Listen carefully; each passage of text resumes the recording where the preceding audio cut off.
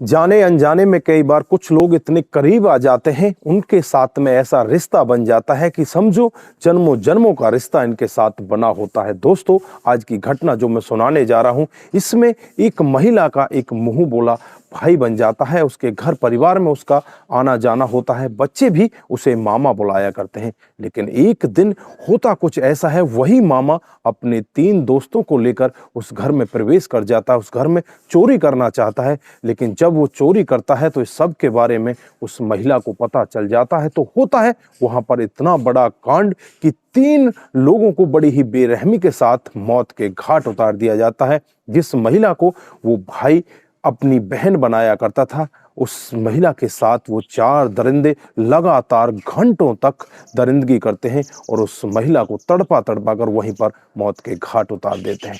दोस्तों, उसके बाद ये मामला जब खुलता है, कोर्ट में चला जाता है और लगभग 8 साल के बाद इस मामले का फैसला आता है।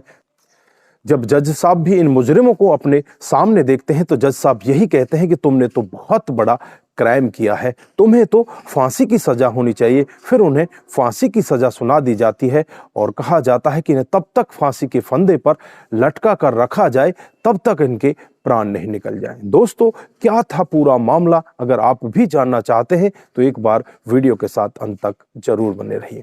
आइए दोस्तों, जानते हैं पूरा मामला क्या था। नमस्कार, जय हिंद। आप देख रहे हैं APH न्यूज़ राहुल रावत के साथ। तो दोस्तों, आज की जो हकीकत की घटना आपको बताने जा रहा हूं, राजधानी दिल्ली के पश्चिमी ख्याला के रघुवीर नगर की हकीकत की घटना है।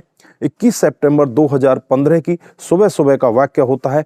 करीब सुबह के 6:30 बजे होते हैं जब एक व्यक्ति अपने घर के अंदर प्रवेश करता है तो देखता है कि दरवाजा खुला हुआ है। जैसे ही वो घर के अंदर जाकर देखता है तो उसकी आंखें फटी की फटी रह जाती हैं। बहुत ही तेजी के साथ चीखने लगता है, चिल्लाने लगता है। अड़ोसी पड़ोसी वहां पर इकट्ठा हो जाते हैं। जब व्यक्ति और पड़ोसी उस घर के अंदर जाकर देखते हैं तो उस व्यक्ति की पत्नी, उसका एक 6 साल का बेटा और एक 7 साल की बेटी मृत अवस्था में पड़ी होती है। जो पत्नी होती है वो अर्धनग्न अवस्था में पड़ी होती है, बेड से उसके हाथ पैर बांध रखे होते हैं। और अंदर जाकर देखा जाता है तो अंदर 3 बच्चे सो रहे होते हैं, जिसमें 1 साल का एक लड़का होता है, 2.5 साल का एक और बच्चा होता है, एक 4 साल का बच्चा होता है। यानी कि 3 बच्चे वो अंदर सो रहे होते हैं। आनन फानन में ही वहां पर पुलिस को बुलाया जाता है। पुलिस मौके पर पहुंच जाती है, तीनों डेड बॉडियों को अपने कब्जे में लेती है। उसके बाद उन्हें पोस्टमार्टम के लिए भेज देती है। जब पोस्टमार्टम की रिपोर्ट आती है तो पोस्टमार्टम की रिपोर्ट से साफ खुलासा होता है, इस लड़का और लड़की को गला दबा कर मारा गया है और इस महिला के साथ बहुत ही ज्यादा दरिंदगी की गई है, जिसकी वजह से इसकी मौत हुई है। उसके बाद पुलिस अपने कामकाज में लग जाती है। पुलिस आसपास के लोगों से भी पूछताछ करती है, लेकिन कहीं से भी कोई खुलासा नहीं हो पाता।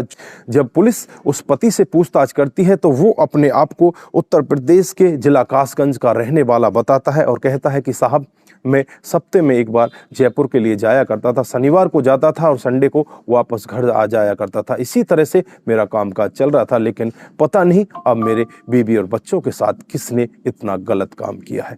उससे जब पूछा जाता है कि तुम्हें किसी के ऊपर शक है तो तब तो वो मना कर देता है। लेकिन जब वो पड़ोस में ही रहने वाले एक बच्चे से पूछता है जिसकी उम्र लगभग 7 साल होती है, बच्चे का नाम सब्बू होता है, जो उनके नीचे वाले फ्लोर पर रहता है, वो कहता है कि अंकल, मैंने 20 सितंबर को रात को करीब 9:45 बजे के वक्त एक व्यक्ति को घर पर आते हुए देखा था, जो अंकल है, हमारे यहाँ पर आता जाता रहता है, जिसका नाम मोहम्मद अकरम है। अब एकदम से जो इसका पति होता है समझ जाता है कि कहीं ना कहीं इसमें अकरम का हाथ है। फिर वो पुलिस के पास जाता है और कहता है कि साहब, मुझे शक है अकरम ने ही मेरी बीवी के साथ कुछ किया है। उसके बाद पुलिस अकरम के घर का रुख करती है, लेकिन अकरम वहां से पहले ही फरार हो जाता है। फिर उसके बाद पुलिस दबिशें देती है, अपने जो खबरी होते हैं उन्हें काम पर लगा देती है।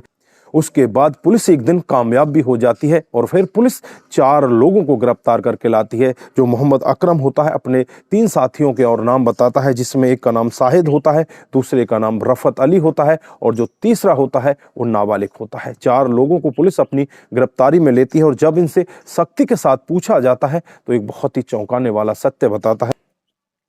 मोहम्मद अकरम बताता है कि साहब 20 सितंबर 2015 को जब मैं इनके घर पर जाता हूं तो इनके घर पर मुझे चोरी के उद्देश्य से जाना होता है। मैं चोरी के उद्देश्य से घर में प्रवेश करता हूं और वहां पर जाकर देखता हूं तो जो महिला होती है वो जग जाती है और जगने के बाद वो मुझे पहचान लेती है। वहां से मैं कुछ पैसे और जेवरात भी चोरी कर लेता हूं जिसमें 18,550 रुपए की रकम नकदी होती है। उसके बाद कुछ जेवरात होते हैं, उनको लेकर हम जाने वाले होते हैं। लेकिन जब इस महिला की खूबसूरती को देखते हैं तो इसकी खूबसूरती को देखकर उसके दीवाने हो जाते हैं और फिर इसके साथ गलत काम करने लगते हैं। फिर इसके हाथ पैरों को बेड से बांधते हैं और इसके साथ एक एक करके हम चारों लोग दरिंदगी करने लगते हैं। फिर इसकी बेटी वहां पर पहुंचती है। बेटी अपनी माँ को इस तरह के हालात में देखकर उसे बचाने का प्रयत्न करती है तो हमें लगता है कि बेटी ने हमें पहचान लिया है, ये अपने पापा को बता देगी। उसके बाद बेटी को मार दिया जाता है और उसके बाद इसका बेटा जो 7 साल का होता है वो भी वहां पर पहुंच जाता है।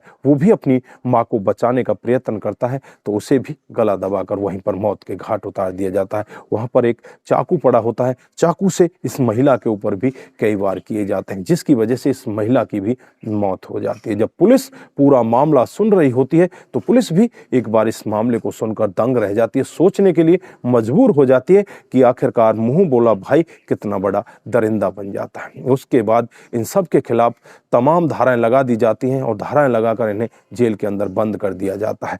मामला कोर्ट में पहुंच जाता है और 30 हजारी कोर्ट में यह मामला चलता रहता है। लगभग 8 साल के अंदर 150 तारीखें इसमें पड़ती हैं और 150 तारीख पढ़ने के बाद 22 अगस्त 2023 को इसका फैसला सुनाया जाता है। फैसले में यही सुनाया जाता है कि इन सब को तब तक फांसी के फंदे पर लटका कर रखा जाए तब तक इनके प्राण नहीं निकल जाए, क्योंकि ये तो बहुत बड़े दरिंदे हैं। इन्होंने 3 लोगों का तो कत्ल किया है, साथ में उन 3 छोटे छोटे मासूम बच्चों के ऊपर से उनकी माँ का साया सदा सदा के लिए हटा दिया है। इन सब को तब तक फांसी के फंदे पर लटका कर रखा जाए तब तक इनके प्राण नहीं निकल जाए। उसके बाद जज साहब अपनी कलम तोड़ देते हैं और इन सब को फांसी का ऑर्डर सुनाया जाता है। यहाँ पर जो मीडिया कर्मी होते हैं उस पति से भी बातचीत करते हैं। वो पति कहने लगता है कि साहब मैंने इन सब को फांसी के फंदे तक पहुंचाने के लिए अपनी पूरी ताकत लगा दी। मैंने कई बार अपने बच्चों को भूखा रखकर भी तारीखें भुगती हैं। मैं 8 साल में कम से कम 150